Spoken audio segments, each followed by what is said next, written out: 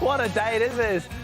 It is time to get those tails wagging, and you know what? You do not have to ask Aussies twice, do you? Oh, it's International Dog Day. That's what we're celebrating today. Yeah, because Australians, they love dogs. 70% of Aussies, in fact, with pet ownership going back and mad during the pandemic. While the cavoodle maintains its reign as the country's most popular dog, if you're hoping to find a four-legged friend, vet Dr. Tim Hopkins is here to help you pick the perfect pooch for your family. Good morning, Tim. Good morning, Tristan. I feel like I should be doing more to help you guys. We need to meet our guests. Tell us about this weird horse. So this is this is Maverick, and he's just a baby. He's only 6 months old. Wait, sorry. He's 6 months old. He's a baby. This is a puppy. He's a puppy, and he's going to grow to up to 60 kilos. So he's 6 months at the moment. He's got a little way to go. What does he eat? A lot, yeah, a lot. His food bills are immense. He's looking at you, Herman. Yeah. He belongs to rehab therapist, Alana. He wants me to walk. There you go. Get your steps in, says. And you got little Dobby there. So this is Dobby, who's a 3-year-old whippet, and we've got Slinky, who's a mini Daxi, who's 6 months of age, and Dobby's looking at her owner off stage, so we might you can go for a little Dobby. But see, the thing is, sometimes people can pick the wrong dogs, can't they, for their lifestyle and whatnot. Yeah. We both have young kids.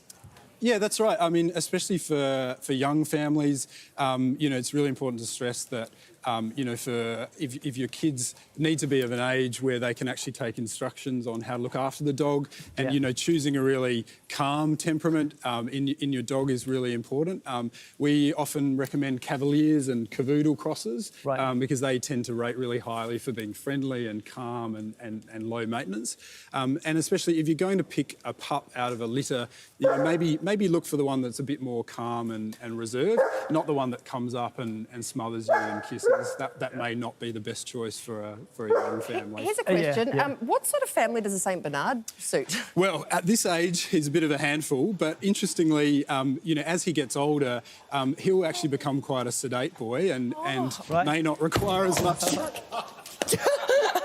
Okay. All right. What were you saying about sedation? Not all over Beethoven. I just don't want to droop on him. Do you need a hand? No, I'm good. Yep, good. Yep. What do they say? Never work with kids. No. But yeah, big dogs don't necessarily need a big yard. They can be quite lazy at home, and certainly my greyhound's a perfect example of that. Sleeps for like 18 hours a day. We'll be on the couch at the moment watching me. So, but I guess that is a huge thing to consider though as well, isn't it? The type of house or the size of your property. He's very strong, Maverick. I'm the goose to his Maverick. Let's do a swap. It's very, very strong. Yes. Oh, hello. What's this one's Slinky. name? That's Slinky. Hey, Slinky. There we go.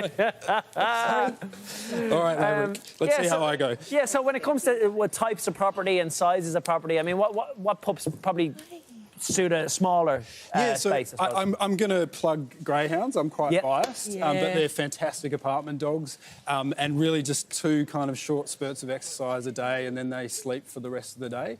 So yeah, it's a bit of a misconception that you need a small dog for a small apartment. Particularly, some of those smaller breeds are really energetic, like your Jack Russells, and they're not really great dogs for apartments, and can be prone to barking and things like that when they get bored. So yeah. When they separate. Let's talk activity levels. What if you can't commit to 2 walks a day? Yeah, so I guess there is a lot of elderly dogs that are up for adoption that, in their twilight years, they might slow down a bit, and they can be a better companion for those people who've got a low activity lifestyle. But, to your point, hey, Mav. Hey. To your point... He's so strong. He's so strong. I might let him go. There we go. That's what he wants. There we go. See you, mate. What's that? Little Johnny's down a well. But yeah, if you are looking for, if you're equivocating about whether you can commit, it is really hard because we are responsible for all their needs, and there's a lot of dogs that are up for rescue because they were poor matches for families, and in fact Slinky was adopted out due to being a bad match. Now belongs to one of our anaesthetists at SASH, and Slinky's a perfect example of, some of the interesting breeds that are out there for adoption. So definitely check out your local rescue centres and... Slinky seems pretty sweet here. Oh, they all do. They're all beautiful. Yeah, no, she's a doll. There's a perfect home for every puppy. That's right. You just have to make sure you do your research and get to know them, maybe And I bring hate to them home say for it on good. International Dog Day, but if you are equivocating about getting a dog, then maybe consider a cat. Lower maintenance option. On International Dog Day. I No, know. kidding. Lucky Yeah, me. but never give up on your dreams. Get a dog. Thanks so much, Tim, for that. That's No awesome. worries. And again, thanks for bringing these Sorry for nearly perfect ending ideas. Not See you, mate. Now, Studio 10 is going to be right back. We're going to have a bit more crack with these dogs. It's a cool place, and they say it gives